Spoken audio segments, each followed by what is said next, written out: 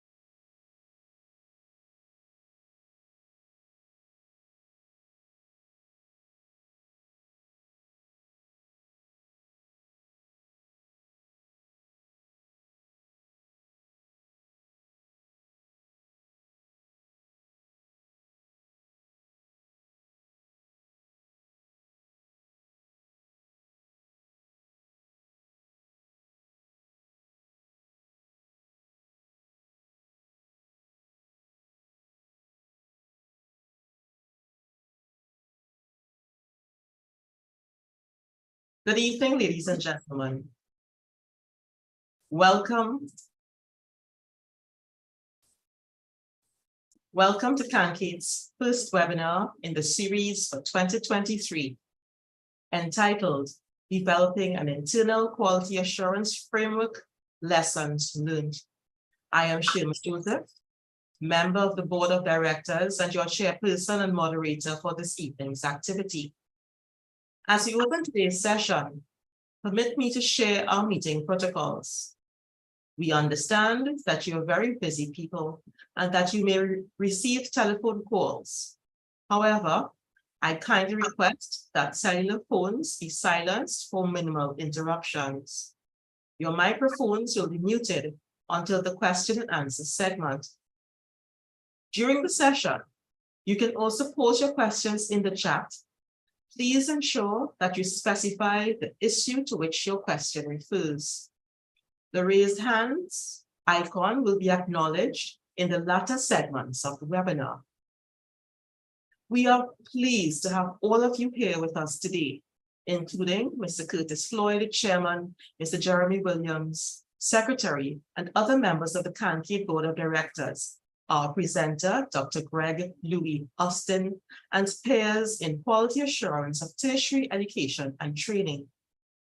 To begin today's proceedings, I invite Mr. Curtis Floyd to formally welcome you and to give opening remarks on behalf of CANQATE. Thank you, Shirma, and good evening, colleagues in quality assurance and education. Let me first extend a happy new year to you all, as most of us would not have interacted at this level since last year. It is my distinguished pleasure to welcome you to the first of our webinars for 2023. It is also indeed heartening to see so many of you in attendance. Up to yesterday, actually, we had over 170 persons registered. So I'm seeing persons at least from Jamaica, St. Vincent and the Grenadines, some other Caribbean countries, including our very own Trinidad and Tobago. So your presence here this evening is indicative of your commitment to self-development, institutional development, and your faith in and support of the work of CANQATE. For this, we express our sincere gratitude, as this is one of the indicators which provide the impetus for us to continue to forge ahead. I also extend my gratitude to those who contributed to bringing this evening's event to fruition. And this includes our CANQATE board members, our moderator, Shoma Joseph, and of course, our presenter for this evening, Dr. Greg Louis Austin. Dr. Greg Louis Austin, whom we fondly refer to as Greg, is no stranger to us, as he was honored previously as being CANQATE's ambassador. We look forward to him sharing his experience on developing an internal quality assurance framework, which, as educators and quality assurance advocates and practitioners, we are deeply aware of the importance this serves in the work that we do. As always, I encourage you to listen attentively, take your notes, and participate fully in our question and answer segment that follows. On conclusion of our very successful hybrid conference last November in beautiful Curacao, I communicated some countries that indicated interest in hosting upcoming conferences. This evening, the Secretary of CANQATE, Mr. Jeremy Williams, will be providing some insight into this year's conference, which I know some of you are eagerly anticipating and have been making inquiries on. Believe me, this year's host is a gem, and your experience promises to be a memorable one. As was mentioned previously, this is the first webinar for 2023, with other events planned, and of which you will be informed in due course. Needless to say, we anticipate your continued participation and support. So, ladies and gentlemen, I trust that you will enjoy and benefit immensely from today's presentation, as I now defer to Ms. Shoma Joseph, who will introduce the next item on the agenda. Thank you, Mr. Floyd. I now invite Mr. Jeremy Williams, Secretary, to speak about CANQATE, the CANQATE Conference 2023.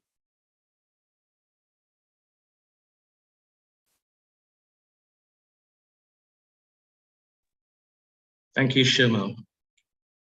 Good evening, colleagues. On behalf of the Board of Management, CANQATE, and the local organizing committee, I have the pleasure of introducing our upcoming conference, the 19th annual CANQATE conference, to be held on the 24th to the 27th of October, 2023, here in beautiful Trinidad and Tobago. The theme for this year's conference will be higher education quality and workforce development in the Caribbean: issues, challenges, opportunities, and solutions. It is a collaborative effort between the University of Trinidad and Tobago, the Accreditation Council of Trinidad and Tobago, and the National Training Agency. The sub-themes for the conference include employability and higher education quality, higher education quality and sustainable development, artificial intelligence or AI, higher education quality and workforce development, and higher education practices in a post-pandemic landscape.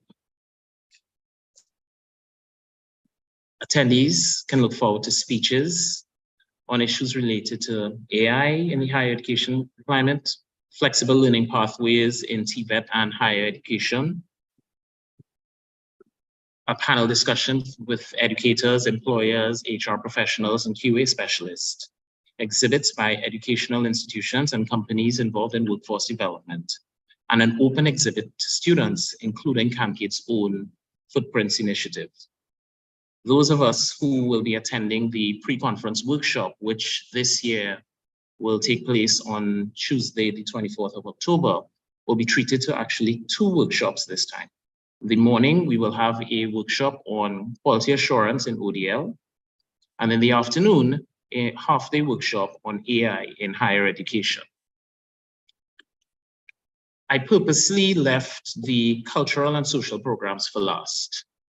Whilst in previous years, the conference has completed on a Friday, in this year, what we will be doing is the conference will begin on the Tuesday with the pre-conference workshop, continue on Wednesday and Thursday, and on the Friday, we are treating participants to a trip to Tobago for an extension of the cultural celebrations. For those who may not be aware, that weekend, Tobago will also be celebrating their carnival celebrations, which starts with Juve on Saturday and the Parade of the Bands on Sunday. On Friday, there will be a number of parties or fetes, as we call them in Trinidad and Tobago.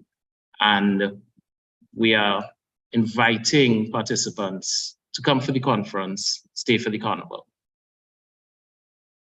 The call for papers will go out at the end of next week, and information on registration, including the cost of registration, identifiable hotels, and otherwise will also be published on the CANQATE website within the next week. Thank you, and we look forward to seeing you at the conference in October.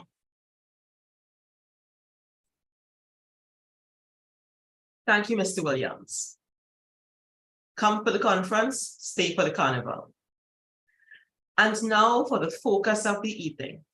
It is my pleasure to introduce our specially invited guest.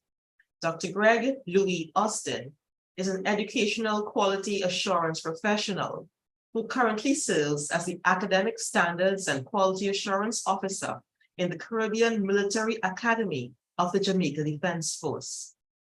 Prior to this, he served in several capacities at the University of Technology, Jamaica, culminating in the position of Associate Vice President, Quality Assurance. Dr. Austin, as you heard before, is no stranger to CANQATE, having been the 2019 to 2022 CANQATE Ambassador and Ethely London Scholarship recipient. He holds, among other things, a PhD in Educational Leadership and Management, a double master's degree in Health Informatics and Healthcare Management, and a BSc in Management. He has been conferred the award of Fellow of the Institute for Educational and Administrative Leadership of Jamaica, and has had over 10 years experience in quality assurance. Dr. Austin has a passion for quality assurance, educational leadership and management, academic advisement, online learning, and health informatics, and has presented papers in these areas at international, regional, and local conferences. Help us to welcome Dr. Austin.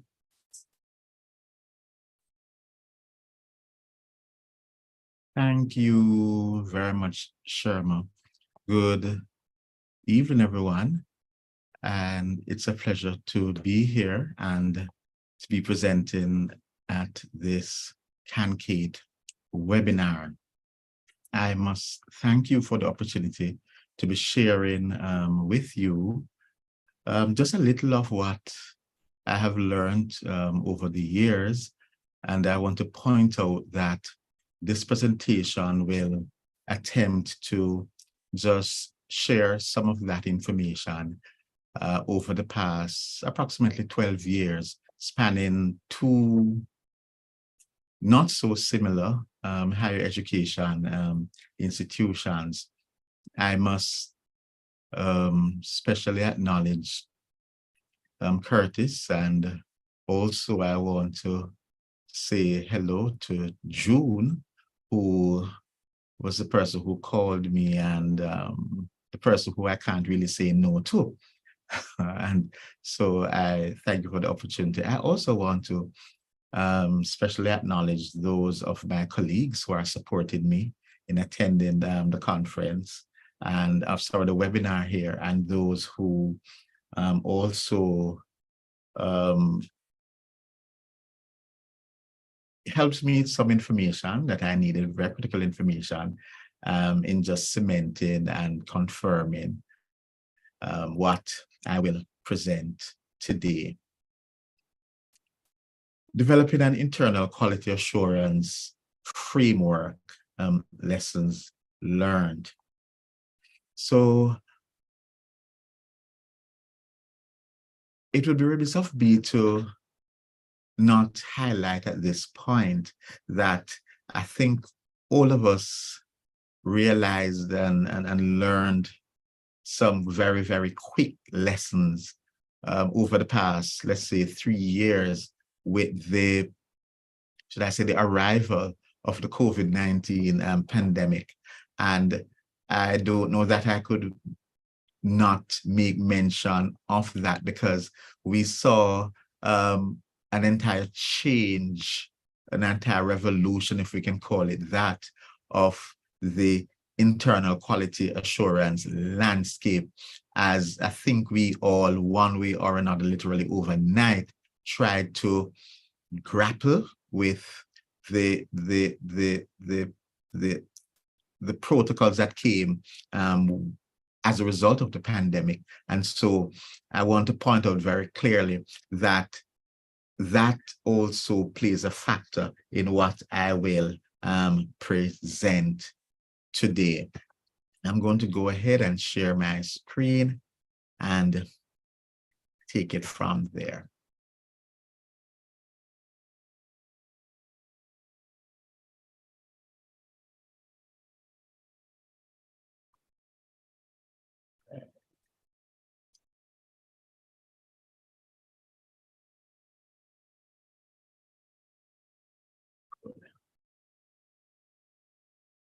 Are you still hearing me, and are you seeing the screen properly? Yes, Beautiful.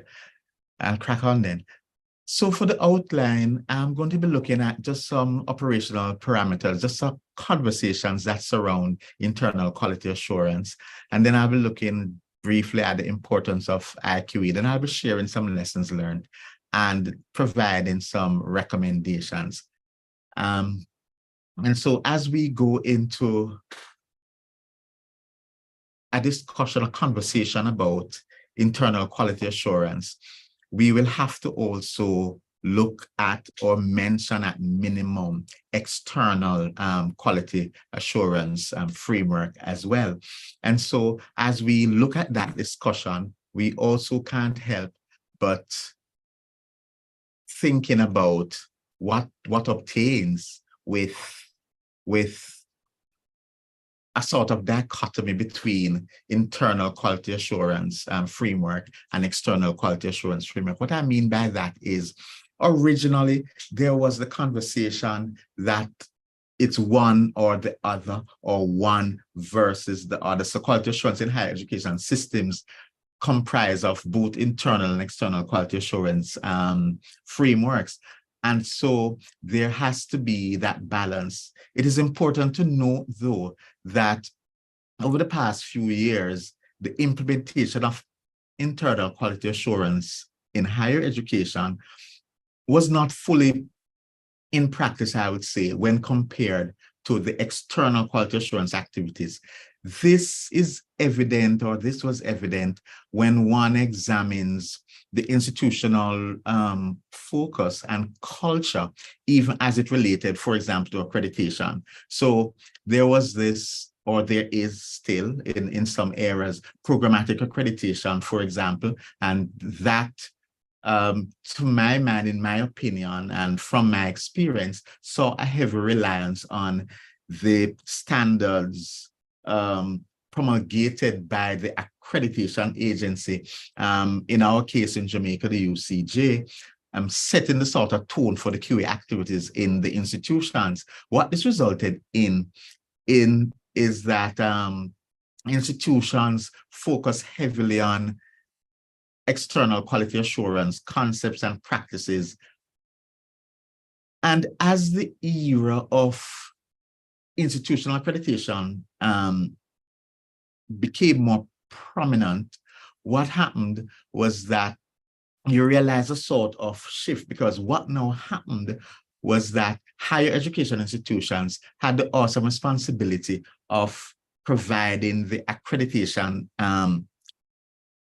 agency proof, evidence, some assurance that there is a robust internal quality assurance framework within these institutions.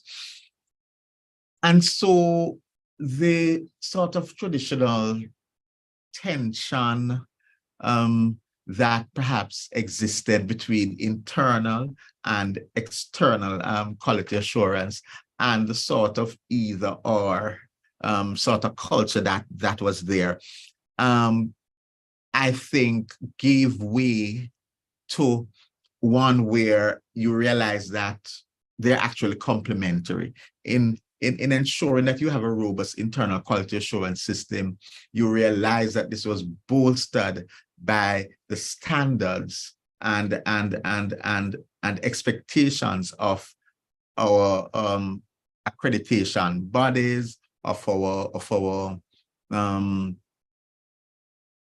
agencies that are there to assure standards, of our of some other, what should I say, stakeholders or partners in our education system who have a responsibility to ensure that the quality of our academic delivery is paramount and is on point. And so what resulted is that it moved from a versus into a one where you combined both of them. I want to also shift the conversation regarding internal quality assurance to one that speaks to culture, compliance, and consistency. And these 3 C's, as outlined by Cardosa et al. In 2019, are critical elements in IQA framework of any higher education institution anywhere in the world.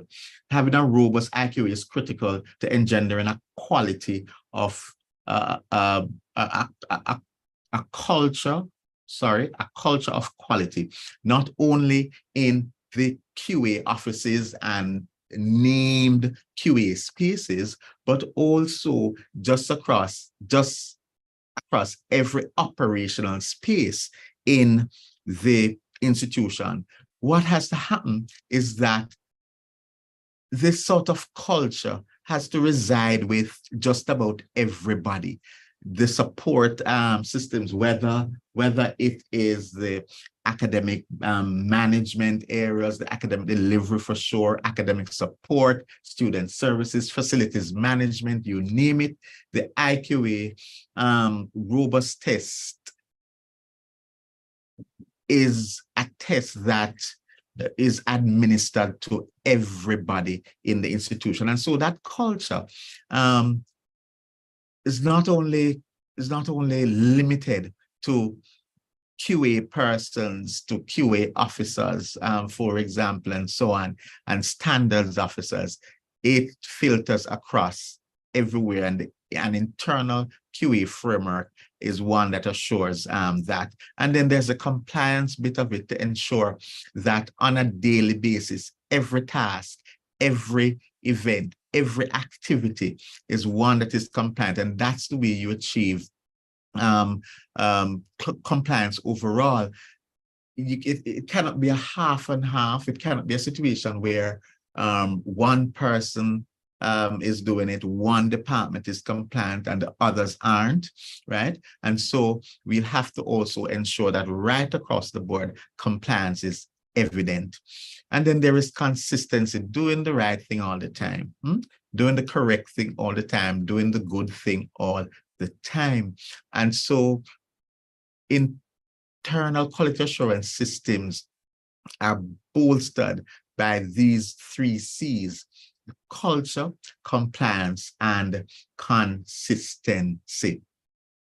Then there is a conversation that surrounds internal quality assurance systems, whether they are control systems or whether they are systems of improvement, whether it is that there is the situation where one would think that, hey, it is a little bit too controlling, you are stifling certain other activities. But what I would want us to think about is that there has to be a level of control, even for there to be improvement. There has to be that level of control that is not stifling, that is not bureaucratic, that does not negate innovation and creativity and flexibility and adaptability, but one that sets guidelines and sets standards for there to be growth and continuous improvement. And so internal quality assurance systems or an internal quality assurance framework is so designed or must be so designed to ensure that there is the level of control that facilitates improvement. So as we go ahead and think about internal quality assurance systems, we want to be thinking improvement. We want to be thinking that control level of control, right? So to ensure that there is a measured level of control, to ensure that growth takes place, to ensure that improvement takes place, to ensure that the mistakes that we make today, those mistakes we don't make tomorrow because we would have learned from them in that sort of controlled environment. Now, how we derive a workable definition for internal quality assurance systems or framework, or internal quality assurance in general. Now, as you would imagine, you Google it, or you go on Google Scholar, you go into the literature about this, and you'll find a myriad of definitions. What I would like to share, at least adapt for this, is a working definition out of a study done by the Ministry of Education in Ukraine. And I chose this one because it is simple, and it is one that we can, I think, all relate to. And it speaks to processes and procedures within institutions to review, evaluate, assess, or otherwise check, examine, or ensure the quality of the education offered or delivered, right? And so when we sort of dissect this definition, there are some phrases, there are some words, there are some terms that jump at us that I would not even say are common to internal quality assurance, but are important as we seek to understand what it is. So keywords such as processes, procedures, other action words, review, reviewing, evaluation, assessing, examination, are all terms that could be used when we look at it for external quality assurance framework or for quality assurance framework in general. But why this working definition, I think a workable definition is chosen, is as we look at the word within, these are processes and procedures that ought to be derived from within the institutions, processes and procedures that we will have to sit and look at as institution and within our organizations to ensure that we can find a workable definition, because the internal quality assurance framework that works for University X may not work for university. Why? And having now worked across 2 or 3 higher education institutions, I'm realizing that, right? Everybody has the same outlook, yes, to provide quality education and training and so on through research and scholarly activities. But IQA is sort of individualistic as you seek to look at what is it you want to do. And then IQA helps you to define the how. How are you going to achieve this objective? How are you going to execute this mission? And how are you going to achieve this vision of whatever your organization has set? And so IQA becomes very individualistic and becomes very institutional, so to speak, because there are a number of things you have to look at. So as we now look at that and look at the lessons that we have learned, just quickly wanting to point out the importance of IQA. And I won't spend long on this. It facilitates standardization. You would want to know that across your education spaces and across your academic units, whatever they are, whether you call them colleges, whether you call them faculties, whether you call them departments, whether you call them units, whatever they are called, you want to ensure that there is standardization across.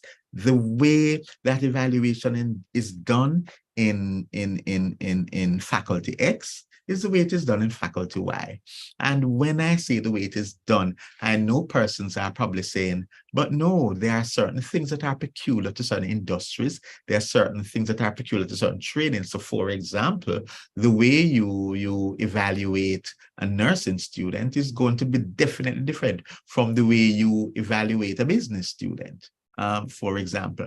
But what about those, the standards that are there? What about what you intend to achieve at the end? So you're hoping to train the best nurse, you're hoping to train the best accountant, right? You're hoping to train the best engineer, right? And so you'd have to look at what goes into that, because you will now have to look at the how, the methodology, to ensure that that is standardized. Also, if we look at another important, it allows for performance monitoring. It provides that sort of framework for you to monitor what is happening. It provides for you those benchmarks, so to speak, those yardsticks, those measuring points as you seek to monitor what is going on. And then for sure, it facilitates continuous quality improvement. And this is very, very important as we speak to this, because as I pointed out earlier, the aim of IQA is to improve, to ensure that the mistakes you made yesterday are not made today and are not made tomorrow, right? It's not so complex. It's kind of simple, actually, when you look at it. So it facilitates continuous quality improvement, and day by day, as you seek to not only now try to improve on or try to avoid or mitigate against some wrong things that you did, or try to improve on that, but also to make the good better and the better best. And so you end up with best practices out of that, because that's what your IQA is all about. Now, as we crack on, we look at the lessons learned. Lesson number 1 for me was that you have to understand the specific educational environment. Now, as I move from institution to institution, I realized that, things are different. And I had the opportunity to have a very learned a very learned supervisor, manager, my VP currently, to whom I report, one of the first things she said to me was, you will have to take off the hat of that place from which you are coming and just forget that you were even there, because this place is a totally different place. And that for me was a lesson with an extremely steep learning curve, understanding the specifics of that educational environment. You have to know what the place is about. You have to learn very quickly and understand very quickly, through whatever method, through an analysis, through your being dictated to, through your being told, through your own research and realization as the days go by that, oh, this is how this is done here, right? Now, whether or not you plan to turn things around and whatever, that's fine. But you first have to understand some specifics about that space, right? To ensure that you have an effective IQA, right? Have to, must, right? Because you have to ensure that you do that. Now, understand the specific educational environment. Know, for example, how things are done. Have an understanding of the academic delivery modalities, of the assessment modalities. Have an idea of the level at which the faculty, the lecturers, the instructors operate. You have to also understand very quickly what is the support system like, right? Before you go ahead and do that, because as I said before, it is individualistic. I could not have taken the IQA framework from University X, where I was coming from, to bring it to University Y, where I now am. It just would not work.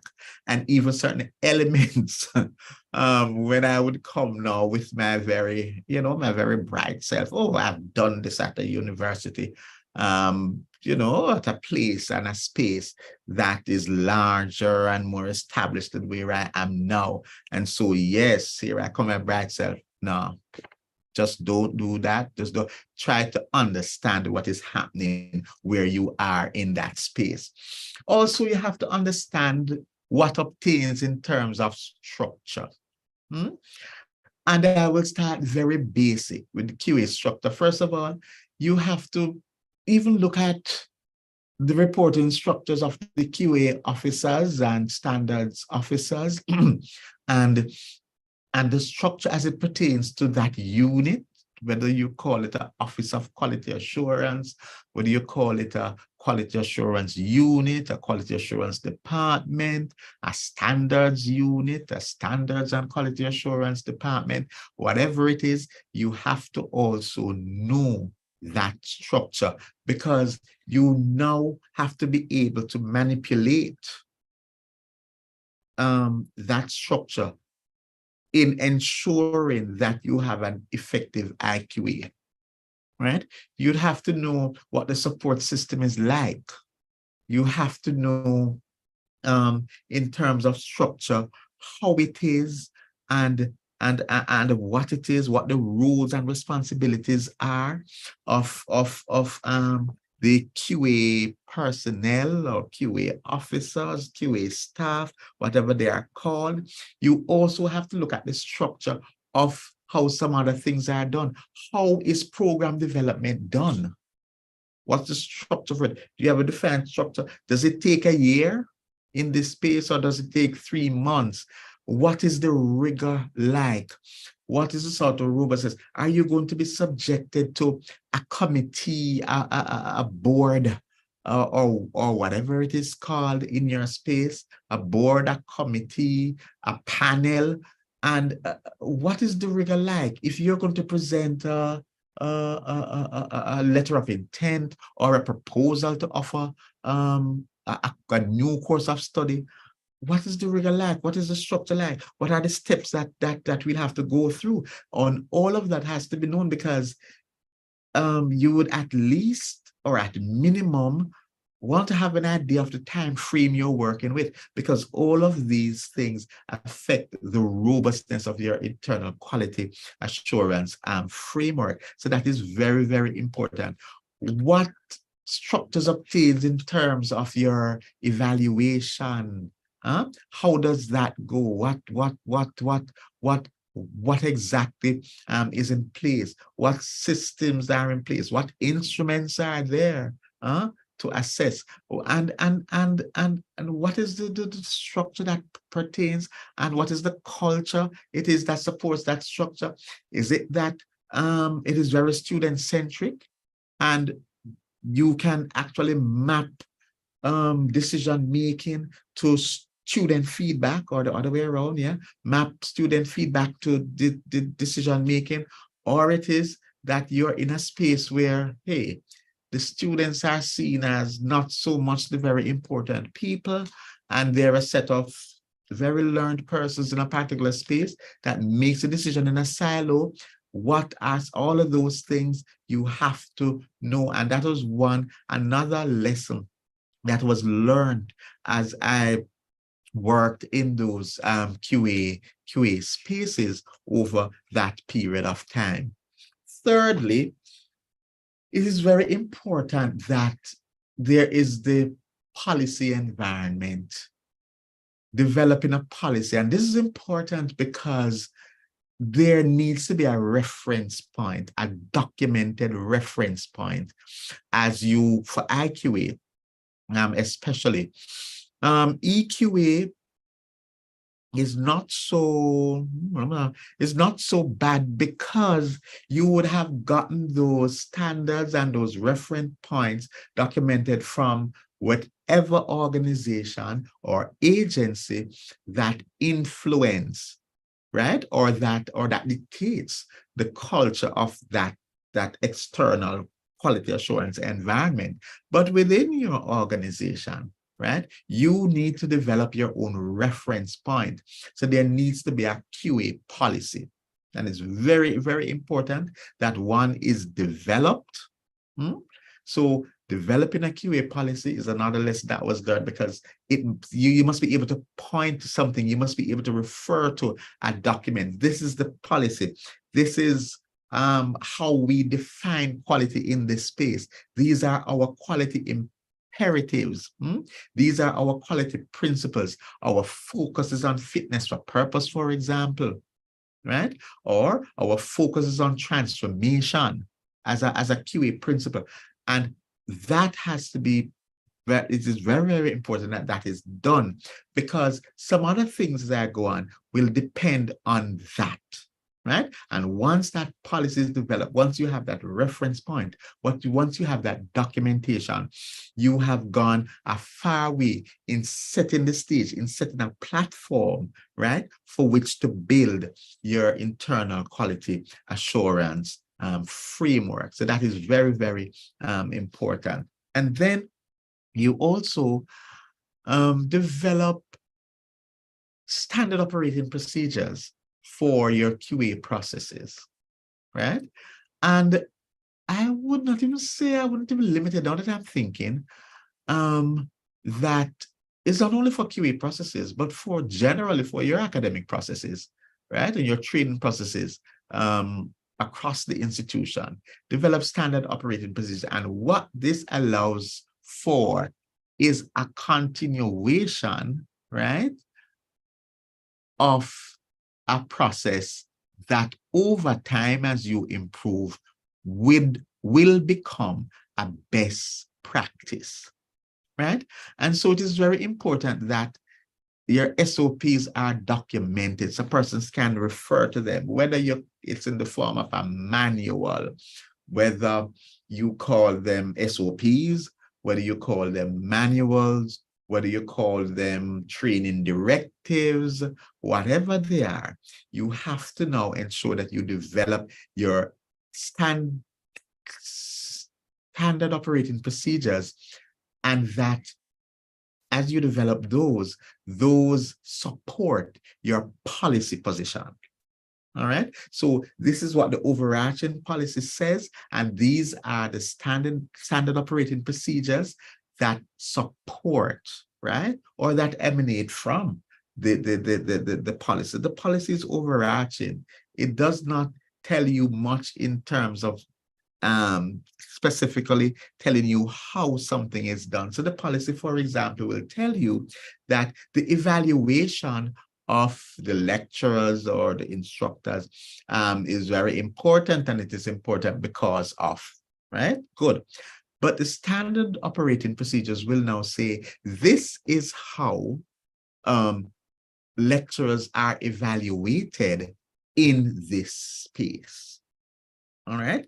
And that is very, very, very, very important because, and this will assist in the standardization that we hope to achieve, right, as we make our internal quality assurance framework robust, right?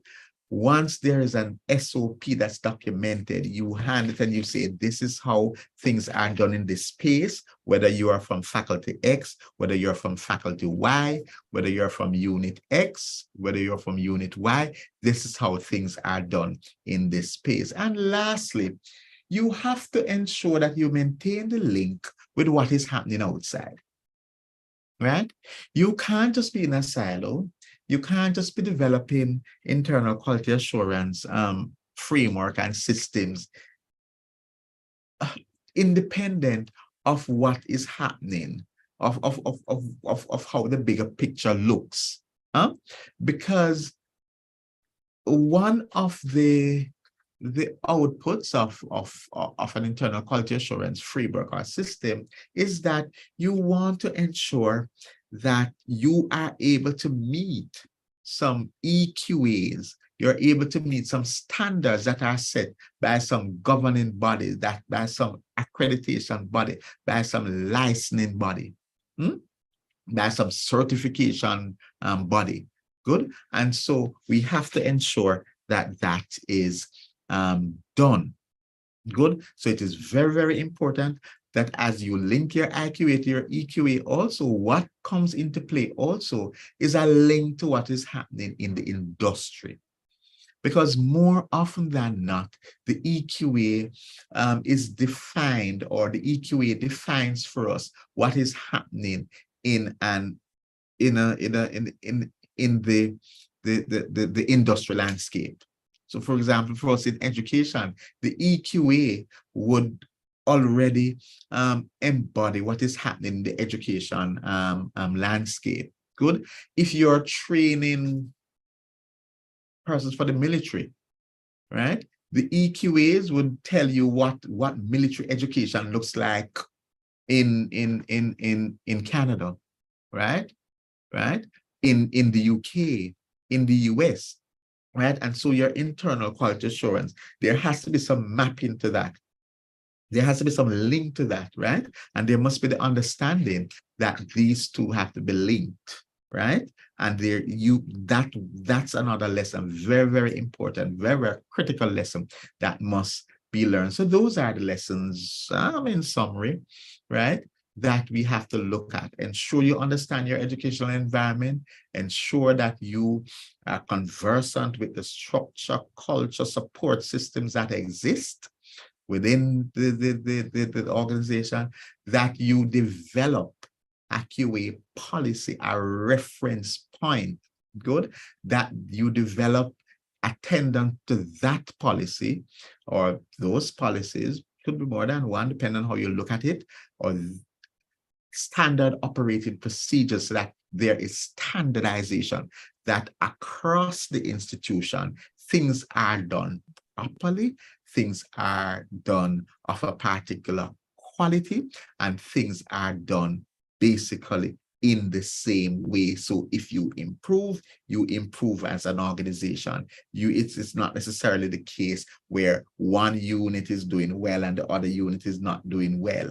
Your SOPs provide for there to be the continuous quality improvement of the entire organization, of the entire institution, everybody stepping up because you're guided by those documents. And lastly, ensure that you don't close your eyes to what is happening outside. You have to know what's happening out there as you develop your IQAs. Now, as I close, good. As I close, the recommendations, and they are mapped to the lessons learned. Execute situation analysis. Ensure that you benchmark if possible. But what this is simply saying is that you understand your space. All right, that's a recommendation. Ensure that you understand your space. Do the situation analysis, whether it is SWOT, whether it is Lord, any of the others, right? Whether or not you are going to be looking at other spaces, whether you're going to be benchmarking, just ensure that you do that. You want to look at what your competitor is doing, or you want to look at what other persons in your space is doing, probably not competitor. Perhaps you are, perhaps you have a monopoly, a monopolistic position in the industry, in your space. You are the only, for example, military education training agency. You're the only military academy in Jamaica, as in the case of where I am. And so you would benchmark perhaps with against Royal Military College, right? Or a Sandhurst. Those are academies in Canada, the UK, USA, right? So you'd want to look at that and ensure that you understand the situation analysis will allow for you to not only understand what's happening in your space, but what's happening in other spaces similar to yours. Employ structures based on your resources. So don't hang your baskets beyond where you can reach them, right? Be very real, be very pragmatic about this. Look at what your space, what is happening in your space, and take time to build your IQA. It is something that happens over time, and it is dynamic. It is not something that you can say, all right, I have reached this point and my IQ is now of a particular quality. I can kick back and relax and, no, always improving, yeah, always moving. There's always a new standard. There's always something new on the horizon. I mean, look at what COVID taught us.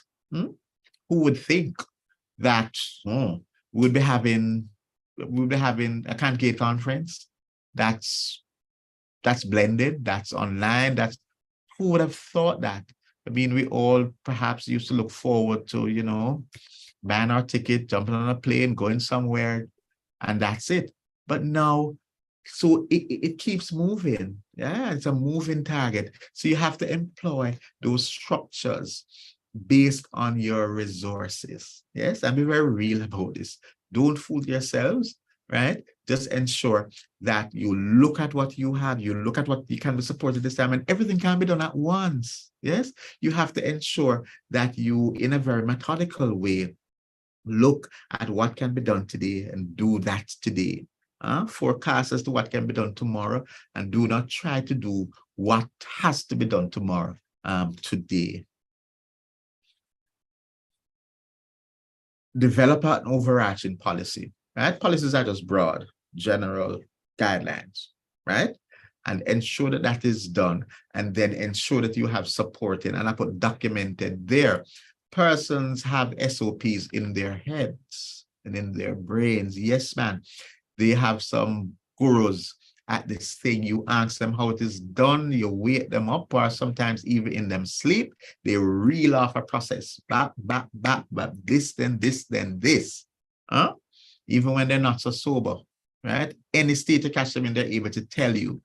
But hey, it's not documented anywhere. So yes, it is happening. The processes are happening, and you see some semblance of them happening. You can perhaps prove at an end that they're happening because you see the output. But hey, you need to have them documented, especially because you are going to need that for evidence, and you're going to need that to ensure that you achieve standardization, right? And lastly, my very last recommendation is that, and it's not coming up, or no, so it's freezing now. This is not good. Ah, good, it's here. That you engage in quality improvement activities.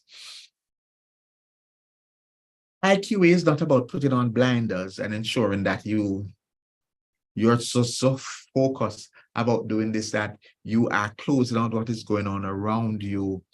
You don't allow for the influences of the environment to play a role.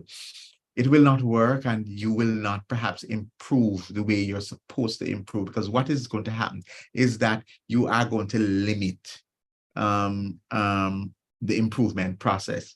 Continuous quality improvement activities are some that ensure that everything happens, and whatever happens is happening all the time, and there is some consistency to it. And that's my final recommendation. As I wrap up that, I hope the lessons that I learned over the period that I've shared are lessons that you can now use and take to either initiate or strengthen or improve your internal quality assurance systems in your space.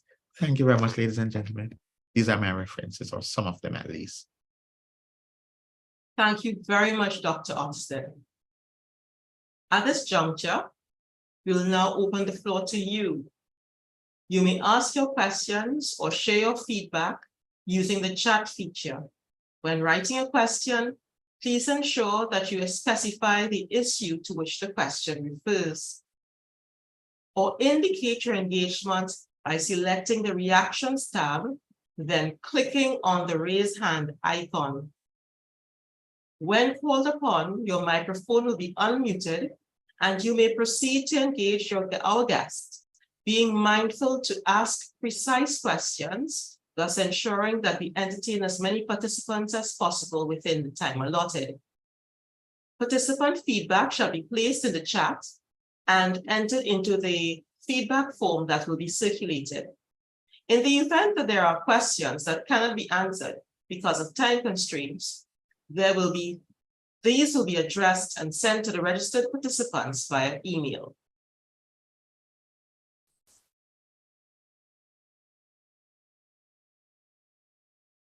So you can jump right in, raise your hand if you have a question.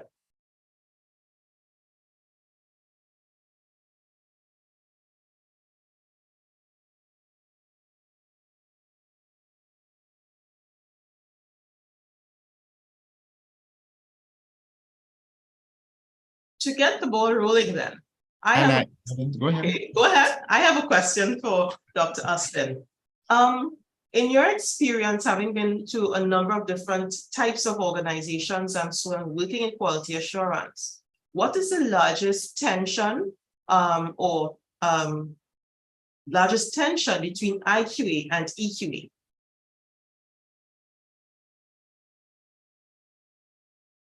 Thank you very much for that question, Sharma.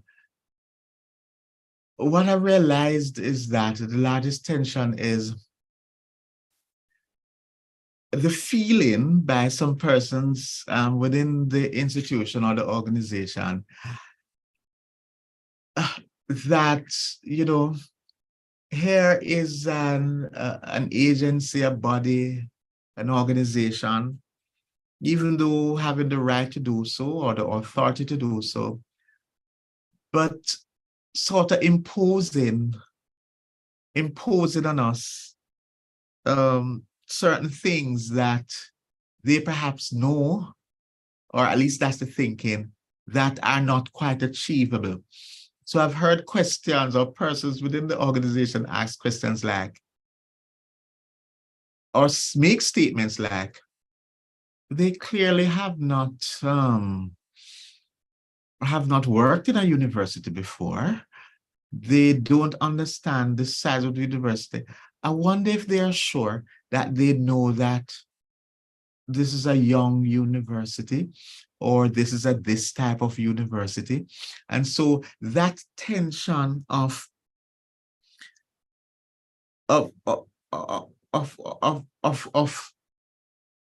not accepting this as a standard, as a point, and set it as a goal, treating it as something you must now work towards or strive towards achieving, but instead looking at it as something that is so restrictive, or something that is so pressuring, or even thinking that, you know, the persons who are in these agencies just don't understand, you know, that this information is not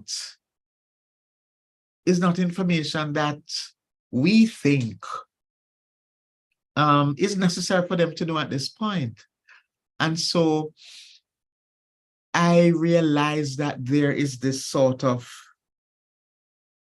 you know, this sort of a defensive sort of attitude with persons within the organization when it comes to, you know, these agencies that have the responsibility to define what the EQA environment is, a sort of pushback from them. It's not accepted to say, all right, this is what is required. Let us see if we can meet it. And if we meet it 60% today, we meet it 70% tomorrow, we meet it 80% the next day. But taking that approach, so the tension is that sort of defensive attitude towards that. And very often, if I can go beyond the question of what the tension is to how I think it can be mitigated. That's my next question. Okay, so I can go ahead then. Right. So what we find happening is that the persons in the QA spaces, the quality assurance officers and personnel, standards officers, and so on, what we find happening is that we are now caught between the rock and the hard place. So we have to be the mediators to say, all right, we understand that these are the standards. We understand that these are the requirements from the agency. We understand that these are the components of the EQA.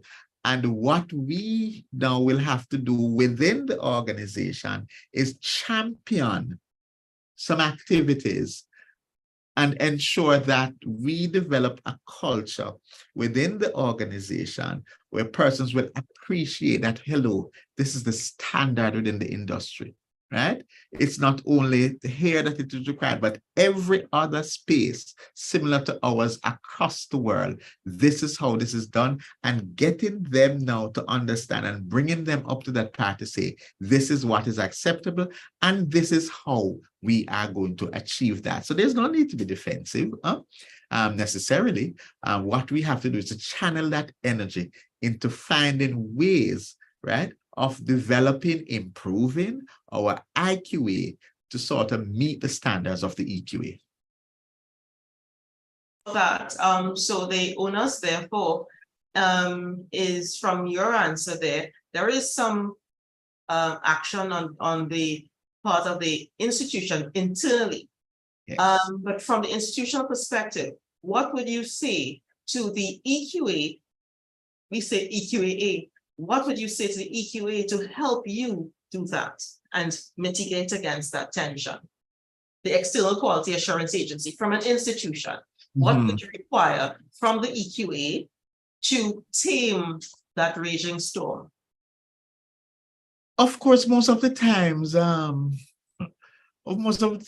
the agencies, I find in my experience, there's a level of understanding. There's a level of understanding. And once you can prove to them that some effort is being made to meet the particular standards, once I think you're able to prove to them that, listen, we are treating this as a working target. We first of all, we'll have to say, yes, we acknowledge that this is what you have set, right? As the agency with the authority to develop those standards. But as an organization, these are, as an institution, internally, these are the challenges that we're experiencing. But I think what it takes is a commitment to improve your position, to meet at some point those standards that are set. Your mic is muted though. Okay, right, wasn't unmuting for some reason.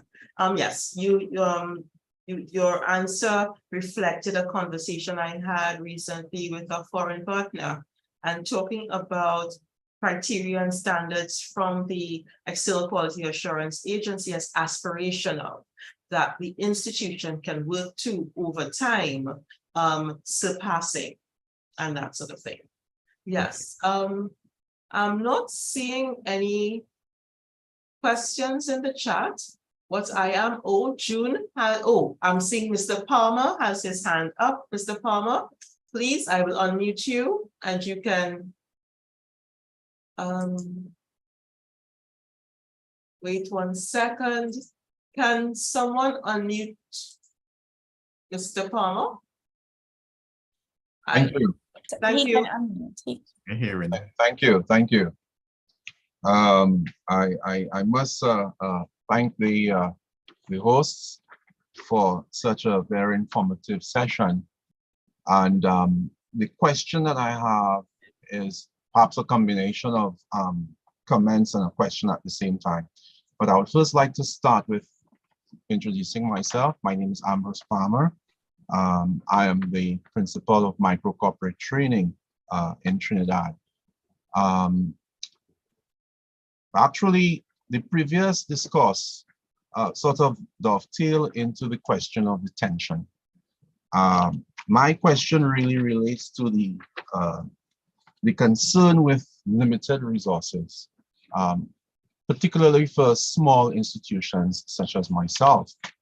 And it really relates to the previous discourse in that how can one with limited resources be, for want of a better word, accommodated, which they probably may have 100% interest in meeting quality assurance and standards, but the criteria has a certain requirement or certain requirements.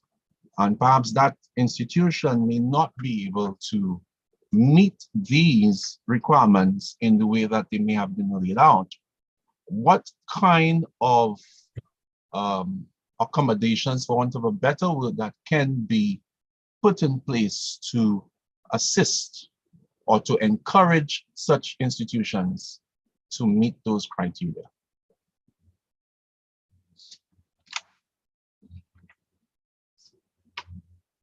Okay, thank you very much for that question. I must start off with a disclaimer. I said, I'm not quite sure that I'm able to answer the question, but this is what I'd say, because I think this question is one that ought to be posed to persons on the other end, on the EQA side.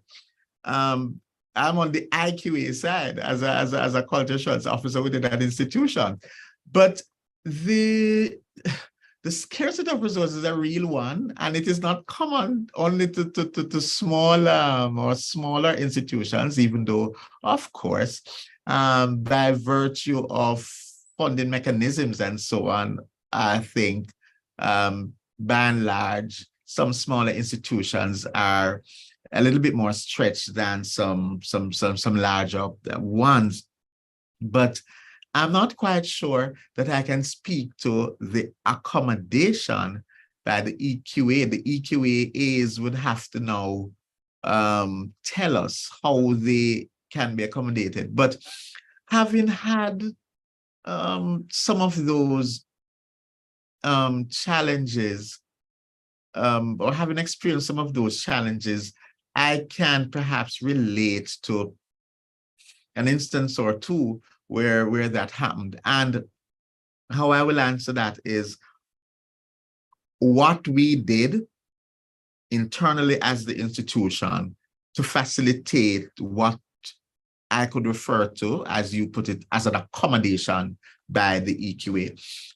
Number one, it required us at that point to be very honest and real in outlining what our position was at the time, right? We do not have this in place. You say we do not have this in place, right? Of course, when you're writing these documents, self-studies and so on, that's not quite how you put it. So instead of saying, for example, that you don't have a lecture theater that can accommodate a full cohort at the same time, then you would now say, we don't schedule classes to, for example, to have all the cohorts sitting. So we would have to now have smaller groups because that is what the space can afford. Yes, the ideal, perhaps economically and otherwise, is to train persons of like manner in one space, because you save money that way. I mean, at minimum, if you're supposed to be hiring at least 2 lecturers or paying 1 lecturer twice to do the same lecture, then you can understand at minimum the sort of cost implication. So I think where the trouble comes in is where our reporting does not match the practice, right? And then we get in trouble. So we would write things like lectures are being done in the lecture hall and there's a full sitting of the group and those sort of things. But it makes no sense for you to do that if that's not the practical case. And what I find is that once you point out what your limitations are and how you manage those limitations, right? And prove that even within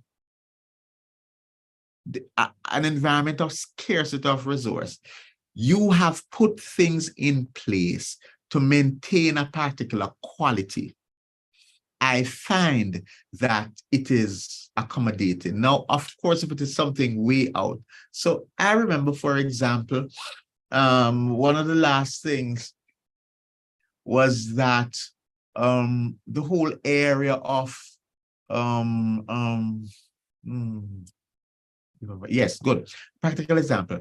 In ensuring that you accommodate diverse student populations.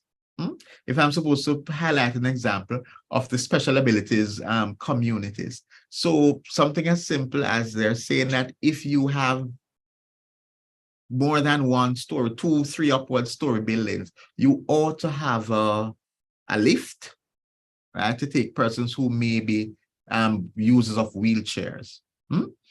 Now, if you already had the building years ago, that it would cost you more to put in an elevator than to perhaps make a new building with a lift, right?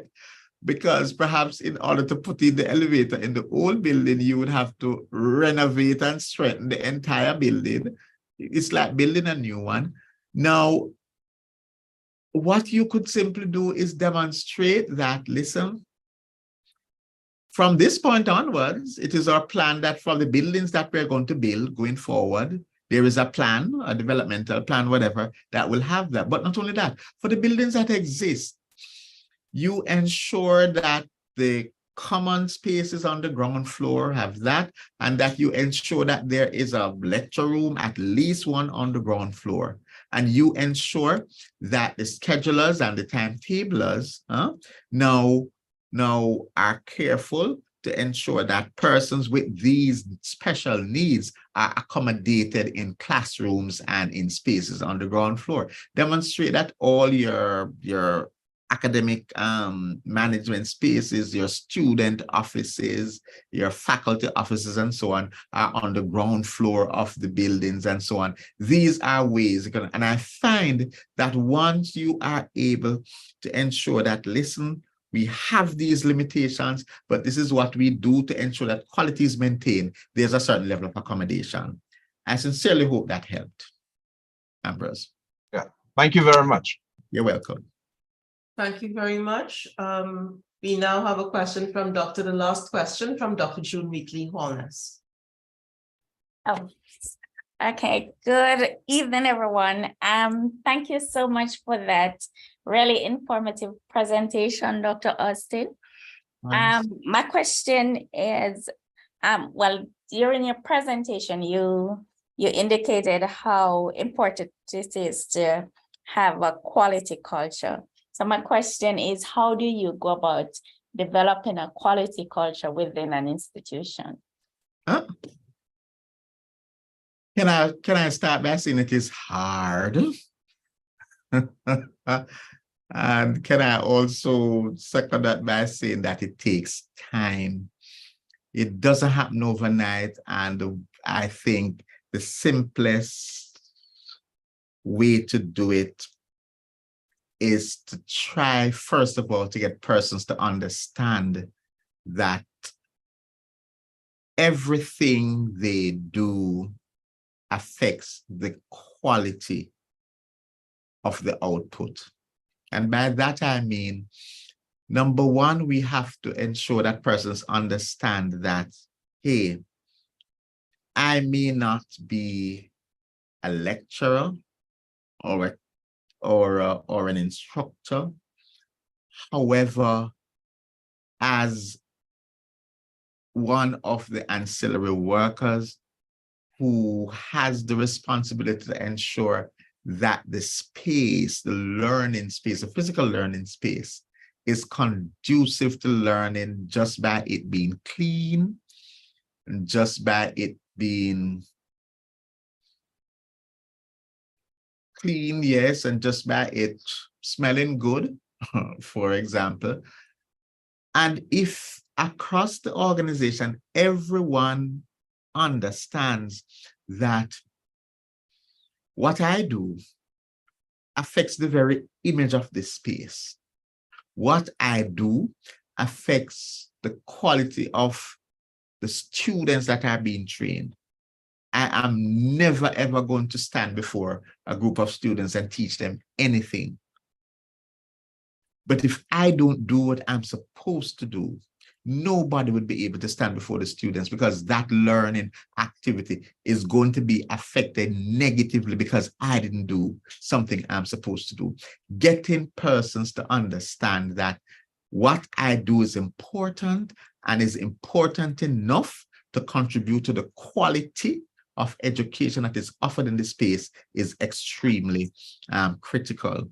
And then going beyond that, ensuring that persons understand that doing the right thing first and every time after that is important is another way to go in developing a culture of quality. And of course, lastly, if you have a system that rewards quality, that goes a far way. If you can tie your quality system to a reward system of promotion, of increments on salaries, whatever, that goes a far way in ensuring that over time you build a quality culture in your institutions. Of course, the flip side to that is too that you have to ensure that substandard activities and activities that don't match up to the quality, that there is some, not only punishment really, but some developmental plan in place to ensure that those activities or those persons now understand that, listen, this is where you go to improve on the quality of what you do. Thank you very much, Dr. Austin. And thank you everyone for your participation.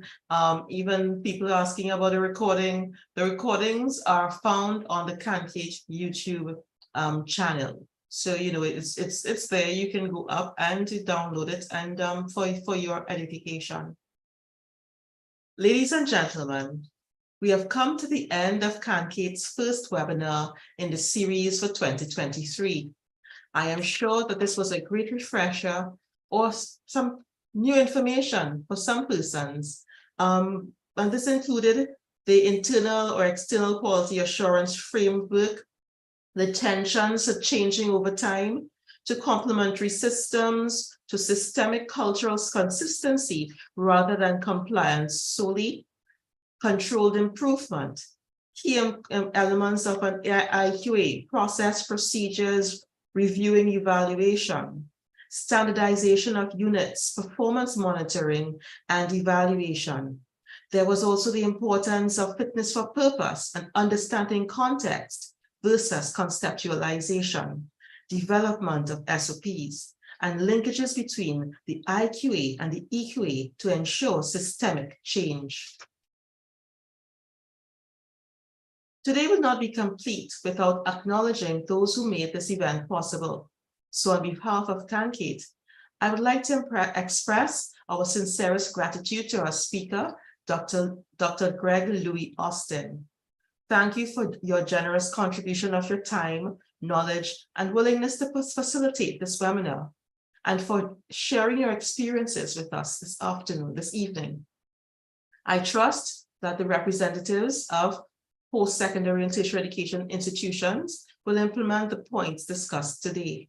To our participants, a heartfelt thank you for making the effort to be virtually present and for being an attentive audience. We appreciate your dedication and the time that you invest to continuously improve the quality of education in the Caribbean region.